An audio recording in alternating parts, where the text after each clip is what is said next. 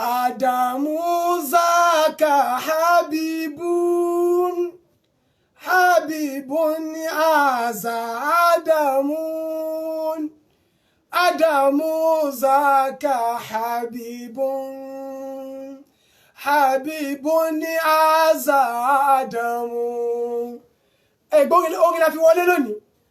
Adamu zaka habibun aza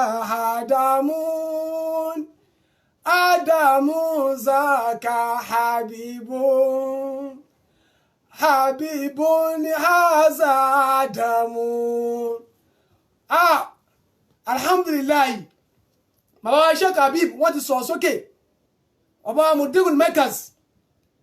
wọ́n ti sọ̀rọ̀ sókè. Èyí lòun ló fà á tí mo fi forin eléyìí wọlé. Níjọ́ ní tá à ń ṣàlàyé ọ̀rọ̀ pẹ̀lú tí àfáà wa Wazirul Markaz dálẹ̀. Àlùbáríkà àwọn ẹni Ọlọ́run ní ṣáàdámọ̀ fi ń jẹ́ ṣáàdámọ̀, àwọn ni wọ́n ṣiṣẹ́ yìí. Àlùbáríkà àwọn ẹni Ọlọ́run òun ni Markaz fi ń jẹ́ Markaz. Ẹ má bàṣẹ́ yìí jẹ́. Níjọ́ náà lọ́wọ́ tọ̀ nígbà tí ọ̀rọ̀ náà wá lé kókó gbà náà inú bá bí wa pé tọ̀ tó wáyé pé lóòótọ́ tẹ́bá láwọn ẹni Ọlọ́run kọ́ ló ṣiṣẹ́ ẹni kí wọ́n yọ àlùbáríkà iṣẹ́ ìbẹ̀mọ̀ iṣẹ́ àwọn ẹni Ọlọ́run Sherif Abdulmajid kan yọ kúrò ní Markaz. Àmọ́ a dúpẹ́ bàbá Sheikh Habib wọ́n bọ́ tàwọn ní iṣẹ́ Sherif Abdulmajid ò ṣe yọ jáde o nínú iṣẹ́ Markaz. Nǹkan ó bàjẹ́. Bàbá Sheikh Habib sọ̀rọ̀ sókè wọ́n ní kò ṣe yọ o àbò láti yọkẹ̀ Waziri ní kó bá wọn o. Níjọ́ tí wọ́n ṣe ọjọ́ ìbí láìpẹ́ yìí jẹ́ gbogbo alárí pé wọ́n ṣe ọjọ́ ìbí ní àìpẹ́ yìí tí bàbá wa tí wọ́n tún lẹ́kan kún tó tún lẹ́kan sí lọ́dún. Kọ́lọ̀ ń jẹ́ kí gbogbo àṣà àmọye ọdún. Bàbá wa náà wá fẹnu ara wọn sọ. Wọ́n ní níjọ́ tí wọ́n bí àwọn pé níjọ́ tó bí àwọn tán wá sọ súnà àwọn bàbá Sherif Abdulmajid ní ṣáàdámọ̀ ní kán wá ṣe súnà kán wá sọ àwọn lórúkọ. So ìwọ náà wá gbọ́ fúnra ẹ̀. So wọ́n jẹ́rìí ọ̀rọ̀ tó ìgbà náà tá à ń sọ̀rọ̀ ní òní ẹlòmíì rò wípé ọmọ yìí kàn ń pa ìtàn kìtàn ni. Ó ti wáyé pé kò ń ṣètàn kìtàn báyìí. Sheikh Habib ti sọ̀rọ̀ sókè wọ́n ti jẹ́ kí gbogbo ayé ká mọ bó ti ń lọ. Ẹ̀yin náà ẹ wá gbọ́ wọn kí play rẹ̀ fún yín kẹ́ gbọ́ báyìí. Ìjọ tán bí mi. Àfáàndá Sàláàtì ni bàbá pè wá. Àwọn àfáà Haúsá wọ́n ṣe súná. Wàláì èmi àwọn àfáà Haúsá wọ́n ṣe súná. Ẹ máa gbọ́ o wọ́n níjọ́ tá bí àwọn àfáà Haúsá ni wọ́n ṣe súná. Àwọn àfáà Haúsá àwọn ni wọ́n ṣe kí ni ọ̀nà ṣe súná. Ẹ máa gbọ́. Abdulmajid. Ẹ ti gbọ́. Ṣé ti gbọ́ báyìí? So àwọn bàbá wa wọ́n ní àwọn bàbá wa Sherif Abdulmajid. Àwọn bàbá wa Sherif Abdulmajid. Ẹ rí i pé òdodo lòdodo wọn máa jẹ́. Èyí tí bàbá wa Sheikh Habib ń sọ yìí wọ́n fi ń rinlẹ̀ wípé àlùbáríkà àwọn ẹni Ọlọ́run ni Markaz fi ń jẹ́ Markaz. Àlùbáríkà yẹn ò sì ṣe é yọ kúrò níbẹ̀. Àlùbáríkà yẹn kò ṣe é yọ kúrò níbẹ̀ òun náà fi ń rinlẹ̀ yìí. Àmọ́ àwọn àlàyé kan wá wà tá a fẹ́ ṣe tá a fẹ́ fi kún. Nígbà tí wọ́n fẹ́ identify bàbá Sherif Abdulmajid wọ́n ní àwọn àfáà Haúsá. Bàbá Sherif Abdulmajid wọn kì í ṣe Haúsá o. Bàbá ò kì í ṣe Haúsá. Sherif ni wọ́n, ẹ̀jà Lárúbáwá ni wọ́n, ẹ̀jà ilé mọ̀ọ́mọ̀ ni wọ́n. Àwọn ọmọdé ọmọ ànẹ́bì ni wọ́n. Àti Sudan ni wọ́n ti wá sí Nàìjíríà. Àti Sudan ni wọ́n ti wá sí Nàìjíríà. Bàbá Sheikh Adamu sí mọ̀ bẹ́ẹ̀. Ó dá mi lójú pé bàbá Habib náà àfáà wa Habib náà mọ̀ wípé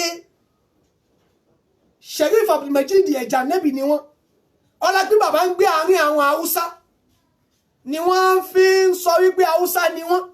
bàbá ò kí ń ṣe Haúsá ẹ̀jà nẹ́bì ni wọ́n. So lónìí Markaz náà bí Markaz ṣe ń jà lónìí gbà Markaz ò family house gbogbo ẹni tó bá gbogbo àwọn tó jáde ń bẹ̀ ni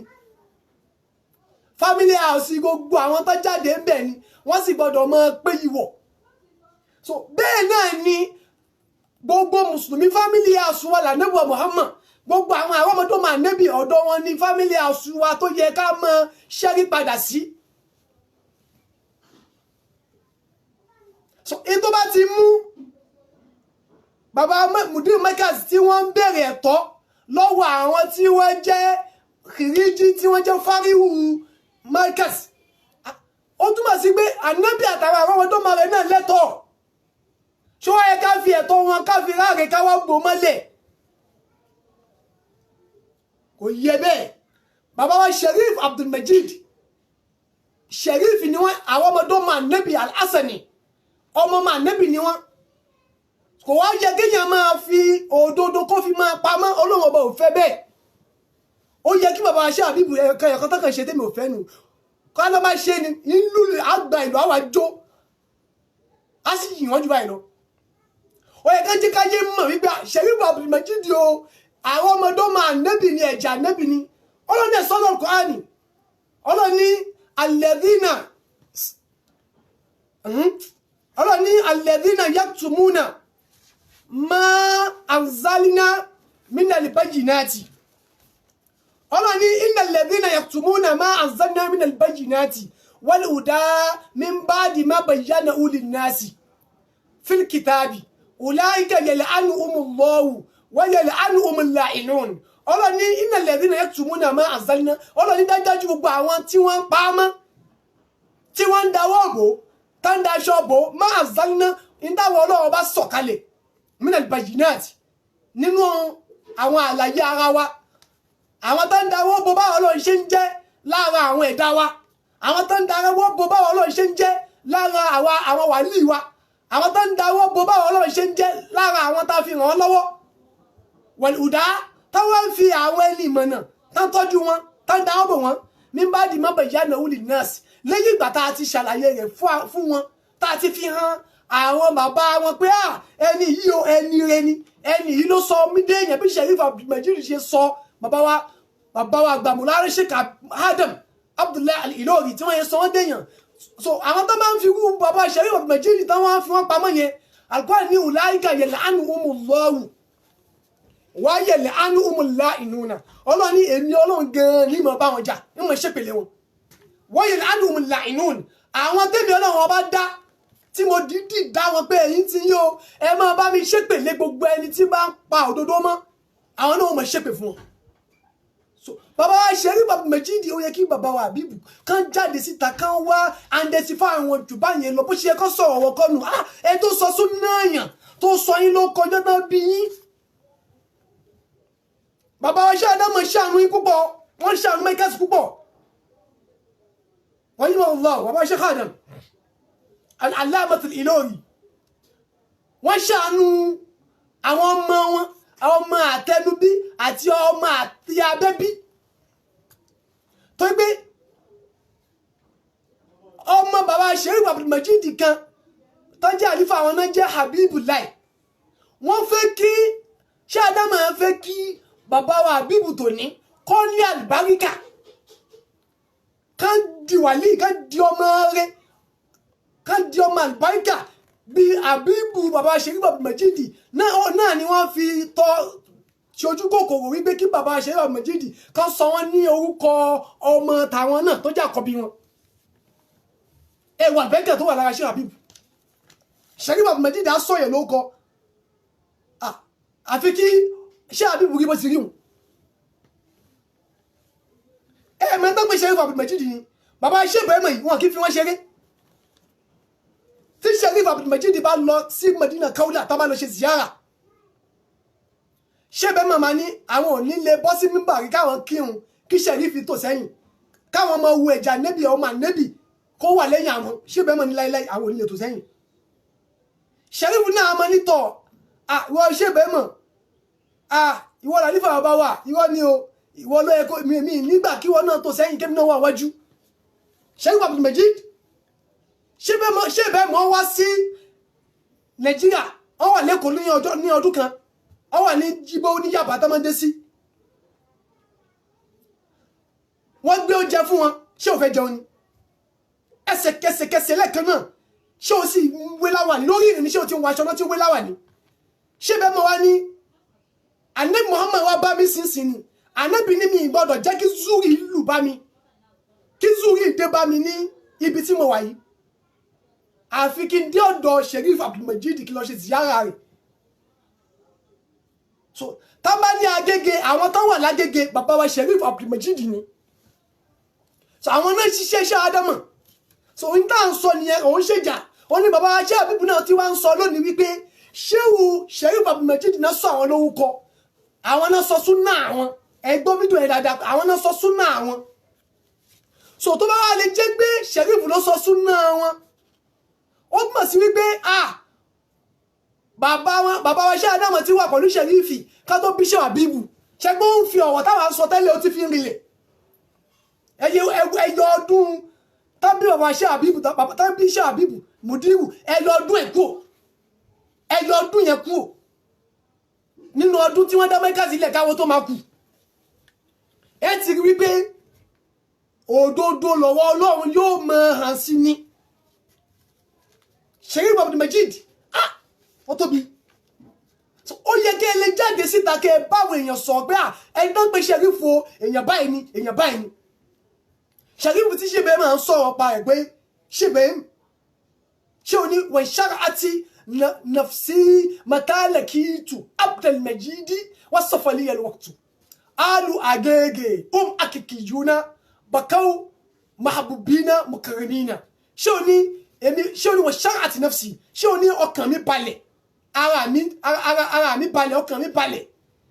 matalakitu ní gbogbo ògbà tí bá ti pàdé rẹ̀ Abdul Majid tí bá ti rí bàbá wa Sheriff Abdul Majid ṣé bá máa ní ọkàn àwọn sì máa ń balẹ̀ wọ́n sọ́fọ̀ ní ẹ̀wọ̀n wọ́tù bákan náà gbogbo àsìkò mi pátá ó mọ́ kanga fún mi ṣé o wá ní alu Agége ṣé o ní àwọn tán wà lágége bàbá Sheriff Abdul Majid tán jẹ́ ara Agége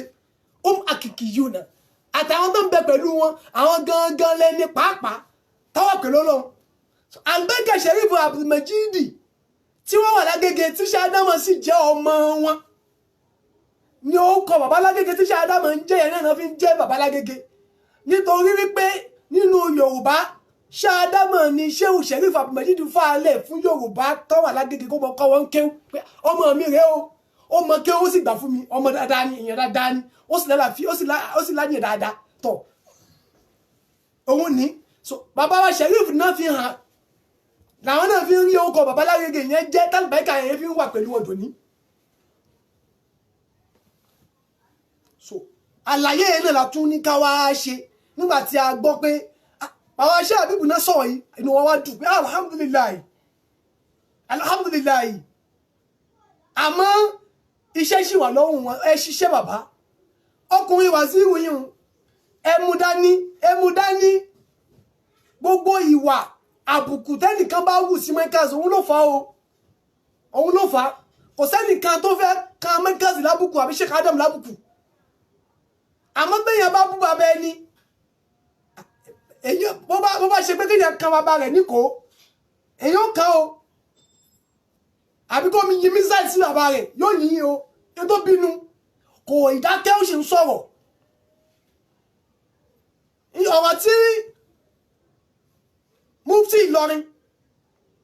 àfáwà àgbà oníkìjìgbà sọ́jú òní wípé táwọn ti ẹ̀fà níyàn dáadáa sọ pé ọ̀rọ̀ tí Wàzíìrù sọ ohun wípé ọ̀rọ̀ yẹn o pé Wàzíìrù kan ó jábọ́ ni káwọn yẹn má bínú Wàzíìrù ti tún bọ́ ọ̀tà àbáṣẹ́dọ̀ family house yín ó tún bọ́ ọ̀tà ó ní ọ̀rọ̀ yẹn kò jábọ́ ó dìdì sọ ni ewu ọ̀rọ̀ yẹn pé òdìdí sọ pé ṣé bẹ́ẹ̀ mọ̀ wà lápá òsì ẹni àánú ní ṣé bẹ́ẹ̀ mọ̀ lẹ́nu tiẹ̀ òdìdí sọ lẹ́nu tiẹ̀ pé ẹni inú àánú ní ṣé Tìjàní wà lẹ́nu tiẹ̀ òun yẹn ò dáa ẹ bá wa ṣiṣẹ́ lórí ọ̀rọ̀ wàzírù yín bóyá suratul jinni lẹ́ hàn fún àbí suratul káfí lẹ́ hàn àbí suratul yasin lẹ́ hàn àwọn bẹ́ẹ̀ ṣe máa hàn fún àwọn tí wọ́n bá gbádùn àwọn tí gbóná ẹ̀ pé gbóná tí gbóná máa ń ṣe ẹ̀gbà míì oríṣiríṣi kan ní máa ń bí so ìgbóná kéwú ló ń ṣeun ìgbóná tíra so tíra náà ní ìgbóná náà bá ti ka kéwú tí ó yẹ kó ka ìgbóná mọ̀ ẹ́ ṣe so ìgbóná sì rèé ó máa ń oríṣiríṣi ọ̀nà ní máa ń ṣẹgẹ́tẹ̀ ní máa ń gbà wá so àwọn àmọ̀ bóyá gbóná yẹn ló ń dá láàmú ló fi ń sọ̀sọ́kúsọ sí ṣe bẹ́ẹ̀ ló fi ń sọ̀sọ́kúsọ sí ṣe Tijani láwọn tí bàbá wa àgbà ṣé Ádámù fi ṣeré so eléyìí ni àwọn àlàyé díẹ̀ ta ní ká wá fi ká tún ṣàlàyé pé àtọ̀ bàbá wa àbí Markaz ti jáde ó jẹ́wọ́ pé tọ̀ Sherif Abdulmajid àwọn náà sọ àwọn èèyàn tó yẹ tó bá sọ èèyàn tó bá sọ èèyàn ló kọ òun ló sàn èèyàn o ọjọ́ tá a bá bímọ àáfà tá a bá pè wá tá a bá dé ó sọmọ ló kọ báfà náà bá ti jẹ́ àáfà abú tí ò bá ti lapa re tó jẹ́ ní Ọlọ́run báfà yẹn bá ti rí i máa ń lapa lára ọmọ àáfà tó bá sọmọ ló kọ bó bá ti rí máa ń lapa lára ọmọ ẹ wo bí orúkọ tí Sherif Abdulmajid sọ mùdírù Markaz tó ní àbíbù lẹ́yìn owó ṣe lápá omi ṣe àbíbù ṣe dèèyàn àmọ́ ń tẹ́mi àwọn afẹ́kẹ́ ṣe báyìí tínú mi ó fi dùn tí ì fi rí pé mùdírù Markaz ẹni rẹ ni wọ́n pátápátá òun ni pé ẹ ṣàlàyé pé ta ló ń pè Sherif Abdulmajid ẹ jẹ́ káwọn èèyàn mọ̀ dáadáa wọn kò dín dáadáa bàbá yín kù yóò máa jẹ́ kí bàbá wa ṣe Ádámù tún máa tóbi sí ni bí ó kẹ́ àwọn ìjáàdì táwọn àlẹ́gbẹ̀ẹ́ wọn ni ká fi odidi Sherif Abdulmajid sẹ́gbẹ̀ẹ́ ṣe Ádámù ó tóbi ó tóbi gan o so eléyìí ni àlàyé ṣókí níwọ̀nba pé káàkiri ṣàlàyé torí pé al-awliya la yatuna bi hukm jadid bal yatuna bi fahm jadid bi dalil àwọn wàlí Ọlọ́run wọn kì í mú ìdájọ́ tuntun wá àlàyé tuntun náà máa mú wá lórí ìdájọ́ tuntun subhana rabbika rabbil izzati amma yasifuna wassalamu alaikum wa rahmatullahi.